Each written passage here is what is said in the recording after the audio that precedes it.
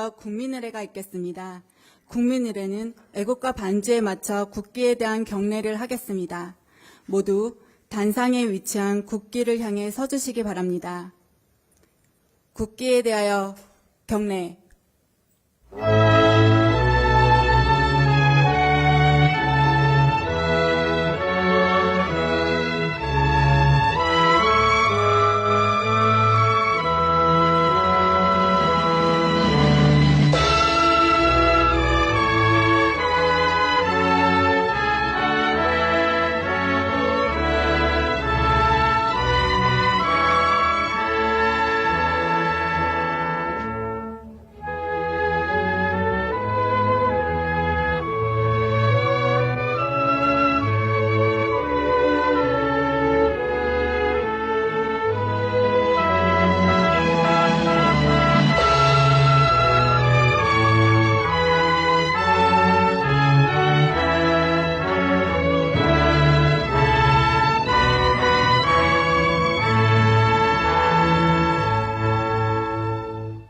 바로 모두 자리에 앉아주시기 바랍니다.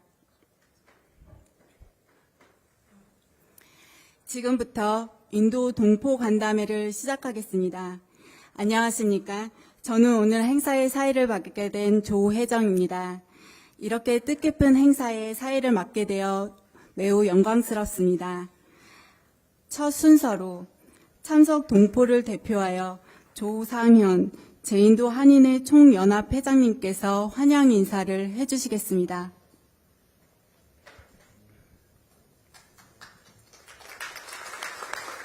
대통령님, 그리고 교민 여러분 안녕하십니까? 제인도 한인회 총연합 회장 조상현입니다.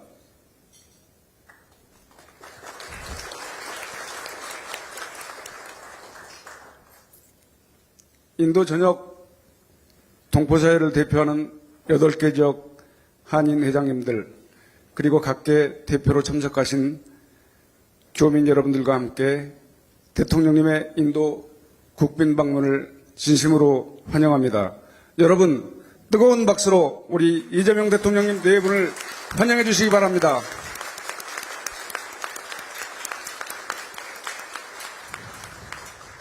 존경하는 이재명 대통령님, 해외에 나가보면 모두 애국자가 된다고 합니다.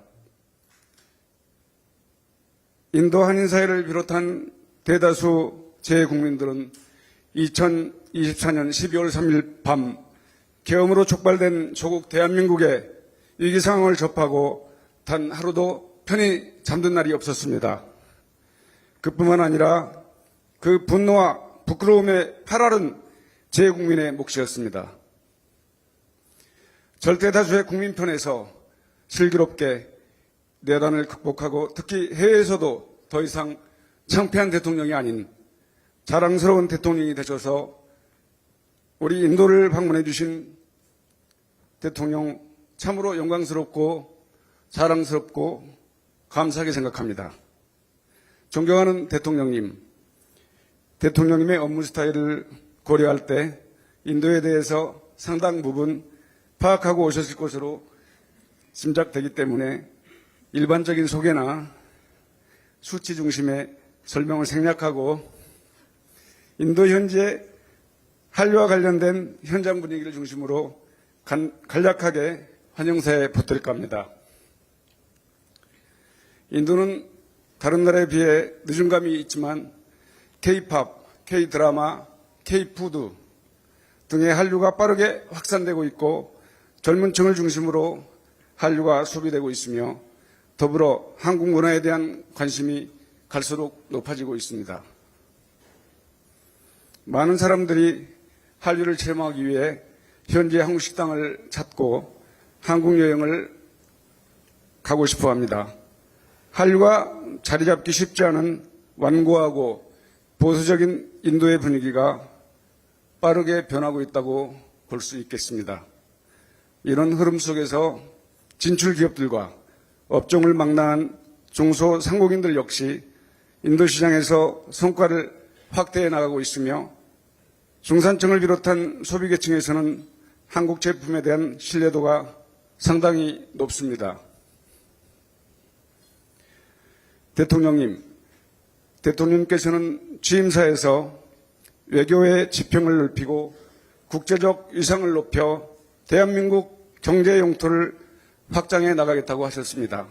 대통령님, 제2인도 한인사회는 대통령님의 이번 인도 방문을 계기로 15억 인구, 글로벌 공급망의 핵심 생산 거점이 될 인도가 대한민국이 확장해 나가야 할 경제 영토의 범주로 인식되고 정부의 외교 및 경제정책 그리고 우리 기업과 동포사회의 역량이 모아짐으로써 실질적인 성과로 이어지기를 기대하고 있습니다. 사랑하는 이재명 대통령님, 대통령께서는 꽤 오래전 상대원 시장 연설에서 이재명이 하는 모든 일은 우리 서민들의 삶과 이재명의 참혹한 삶이 투영되어 있다고 하셨습니다.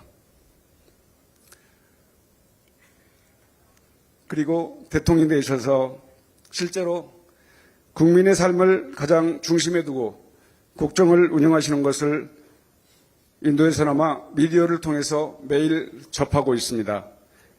대통령님의 고단했던 지난 삶을 위로드리며 지금 하시는 모든 일에 박수를 보내며 응원합니다.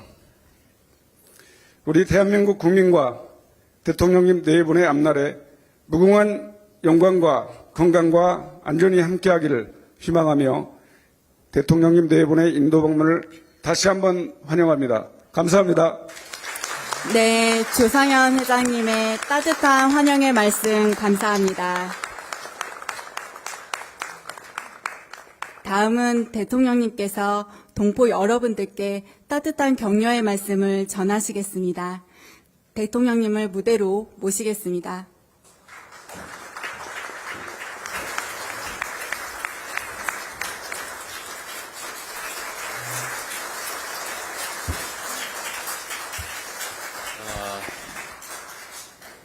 여러분 반갑습니다. 인도 인구가 1억 14억 6천만 명인가 된다던데 대한민국 교민들 숫자가 12,000명밖에 안 된다고 해서 참 희한하다 이런 생각을 했습니다. 인도 전체 규모에 비하면 너무 속닥하죠? 앞으로 우리 교민회장 말씀하신 것처럼 달라질 겁니다. 또 달라지게 해야 되겠죠.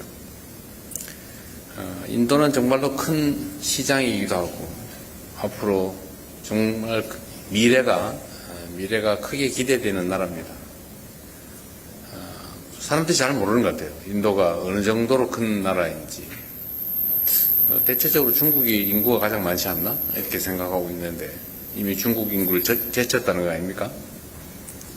그리고 세계 4위 경제 대국인데 곧 세계 3위를 차지하게 될 것으로 예상된다. 거기에 비하면 우리 대한민국과의 경제 협력 수준은 정말 매우 낮은 것 같아요. 앞으로 그 영역을 좀 더 확대하고 대한민국과 인도와의 관계를 지금과는 완전히 다르게 만들어 보겠습니다. 존경하는 인도 동포 여러분, 참으로 반갑습니다. 인도 방문 첫 일정으로 동포 여러분들을 직접 뵙게 됐는데 처음 있는 일인 것 같아요. 매우 뜻깊게 생각합니다. 바쁜 삶 속에서도 귀한 시간을 내주신 여러분께 진심으로 감사드립니다. 무엇보다도 이곳 인도에서 대한민국의 위상을 높이고 한국-인도 관계 발전을 위해서 헌신해 오신 동포 여러분, 기업인 여러분 노고에 깊은 감사 말씀을 드립니다. 인도라고 하면 세계 1위 인구 규모를 가진 경제 대국이라 이렇게 생각합니다. 그런데 저는 인도를 생각하면 최인훈 작가께서 발표했던 장편 소설 중에 광장이라고 하는 게 있습니다. 저도 그걸 읽어봤는데 그 소설에 한국전쟁 직후인 1950년대 내용이 나오죠. 그리고 남북분단 비극 속에서 제3국을 택한 우리 대한민국 전체 한반도에 살아가던 그 특정한 사람들의 얘기가 나옵니다. 그리고 선박 이름이 또 타고르호였다고 해요. 실제로 이게 소설이 아니고 우리 대한민국 한반도에 사는 사람들이 마주했던 분단의 아픔을 반영한 참혹한 현실이었죠. 이게 지금 자료상으로 76명이 왔다고도 하고 88명이 왔다고도 하는데 진짜 몇 명인지 모르겠어요. 여러분도 혹시 아세요? 이 자료에 보면 88명이라고 그러고 저기 보면 76명이라고 그러고 정확하지가 않은 모양입니다. 그런데 여하튼 소위 전쟁포로들이 북한, 남한 둘 다 아니고 제3국을 선택해서 그 대표적인 제3국인 인도로 왔다고 합니다. 그리고 이 자리에 당시 인도에 정착해서 일본 인도의 동포사회 초창기를 이끌어 오셨던 분들 후손도 계시다고 하더라고요. 누구세요? 손 한번 들어보세요. 할아버지. 한 분 계시군요. 당시 인도 한인 1세대 여러분들이 얼마나 많은 고난과 희생을 치렀겠습니까? 식민지 지배와 분단, 전쟁과 군사 독재를 극복하고 이제는 경제 발전과 민주화를 동시에 이뤄낸 우리 대한민국에서 다시는 그런 참혹한 일이 발생하지 않도록 최선을 다하겠습니다. 아울러 새로운 희망을 찾아 국적도 없이 혈혈단신으로 기댈 곳 하나 없는 타지로 떠나서 그러나 그 속에서 다시 역경을 딛고 일어선 인도 한인 1세대 분들의 그 열정과 헌신에 존경의 마음을 표합니다. 한국전쟁 이후 인도에 정착한 한인 1세대는 어려움을 극복하고 성공적으로 정착한 건 물론이고 또 대한민국 국적을 취득해서 한민족의 정체성을 간직하면서 인도 동포사회의 기틀을 마련하는 데 큰 역할을 했다고 들었습니다. 이후에 1990년대 인도 정부의 본격적인 경제 개방 정책에 힘입어서 우리 기업들이 진출하면서 한인 사회가 빠르게 성장하고 또 오늘날 우리 회장님 같은 분들의 노력으로 탄탄한 공동체로 자리 잡았습니다. 최근에는 우리 한인회를 중심으로 어려움을 겪는 우리 동포들의 수술비를 모금해서 지원하는 등 서로를 돌보는 공동체 정신이 더욱 빛나고 있다고 들었습니다. 참으로 잘하고 계십니다. 이처럼 남북의 동포들이 함께 살아가는 인도 동포사회는 우리 한반도에서 우리가 만들어 가야 할 평화와 번영의 미래를 잘 보여준다고 생각됩니다. 한국과 인도는 1973년에 수교했습니다. 정치, 경제, 문화 등 다양한 분야에서 협력을 확대해왔고 2015년 특별 전략적 동반자 관계를 수립한 이후에 우리 양국 관계가 상당 정도 발전해오고 있습니다.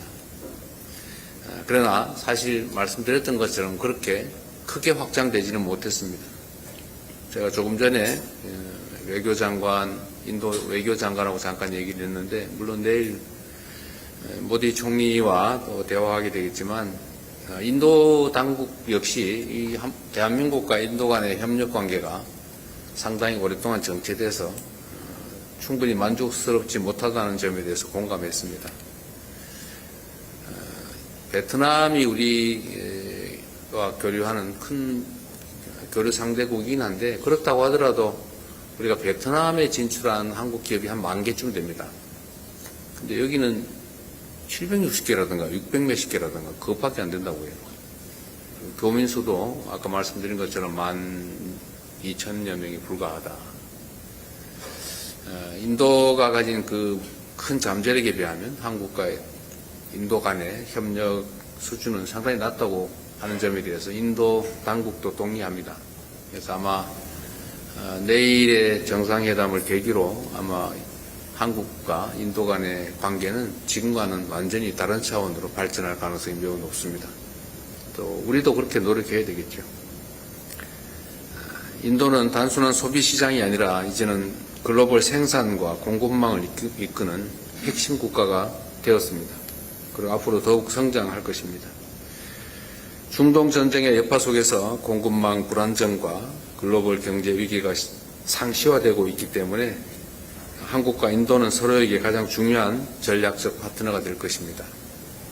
인도 역시도 한국과 비슷하게 원자재 또 에너지를 상당 부분 해외에 의존합니다. 그런 점에서 보면 한국과 인도가 서로 협력할 여지가 상당히 많을 것입니다. 앞으로 한국과 인도가 협력해 나가는 데 있어서 우리 교민 여러분들의 경험 그리고 네트워크, 현지에 대한 깊은 이해가 큰 자산이 될 것으로 믿습니다. 여러분들의 역할을 기대합니다. 앞으로도 대한민국의 민간 외교관으로서의 양국의 관계를 함께 열어가는 큰 역할을 계속해 줄 것으로 믿습니다. 기대합니다. 정부도 이에 맞추어서 우리 기업과 동포들이 보다 안정적인 환경에서 마음껏 여러분들의 역량을 잘 펼치실 수 있도록 충분히 지원하겠습니다. 제가 해외 순방 일정마다 우리 동포 여러분들의 목소리를 있는 그대로 생생하게 듣고 또 어려움을 해결해 드리기 위해서 노력하고 있습니다. 인도 교민사회도 제가 우리 대사님한테 간접적으로 전달해서 지시 드린 바대로 어떤 문제점들이 있는지 개선점이 필요한지 또는 제안 이런 것들을 좀 모아보라고 했는데 인도에서는 40건 정도를 모았다고 하더라고요.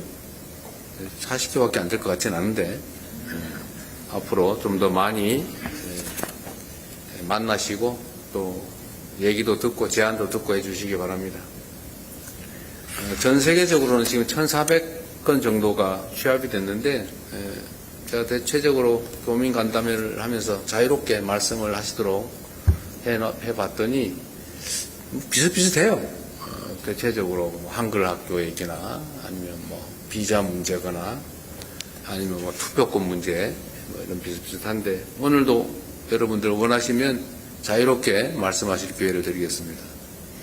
제가 헤드 테이블에 여러분들하고 그냥 한담 비슷한 이야기만 나누기에는 여러분들 아까우시죠? 아마 여러분도 하고 싶은 얘기가 많을 거예요. 제가 다녀보면 대통령이 다니면서 저 타운홀 미팅 비슷하게 막 말할 기회를 많이 주고 하니까 아예 미리 연구해가지고 준비를 많이 해가지고 오는 경향이 있어요. 아마 오늘도 그런 분들이 꽤 있을 것 같습니다. 대한민국 대통령에게 대한민국 국민으로서 또는 재외 동포로서 하고 싶은 말씀이 있으시면 이따가 자유롭게 하도록 하십시오. 제가 해외를 다니면서 여러 가지 참 많은 생각들이 듭니다. 대한민국은 통상국가라고 하지 않습니까? 대외 무역, 대외 거래를 하지 않으면 살아남을 수 없는 나라입니다. 그러면 사실 외교도 매우 중요하고 또 그 속에서 현지에서 직접 다른 나라와 연결하는 교민들, 동포들의 역할이 매우 큽니다. 또 여러분들이 가지는 인상이 아마 여러분도 인도 사람들 많이 대할 텐데 인도 사람들이 여러분 볼 때마다 한국이 딱 떠오를 거예요. 요즘은 아마 여러분들 보기만 하면 노래해봐라 그럴 가능성이 많죠. 그렇게 이미지가 아마 떠오를 겁니다. 또 반대로 얘기하면 여러분들이 대한민국의 얼굴이기도 하죠. 저는 우리 대한민국이 가지고 있는 여러 역량들이 있는데 그중에 해외에 나가 있는 우리 재외 국민들 또 해외에 진출한 기업들 국적은 없지만 대한민국 국민의 피가 흐르는 재외 동포들의 이 자산이라고 할까? 역할이 정말로 크다고 생각해요. 여러분들이 대한민국 본국에 대해서 자랑스럽게 생각할 수 있도록 대한민국 국민임을 자랑스럽게 생각할 뿐만 아니라 든든한 대한민국이 뒷배가 될 수 있도록 최선을 다하겠습니다. 만나서 반갑습니다. 고맙습니다.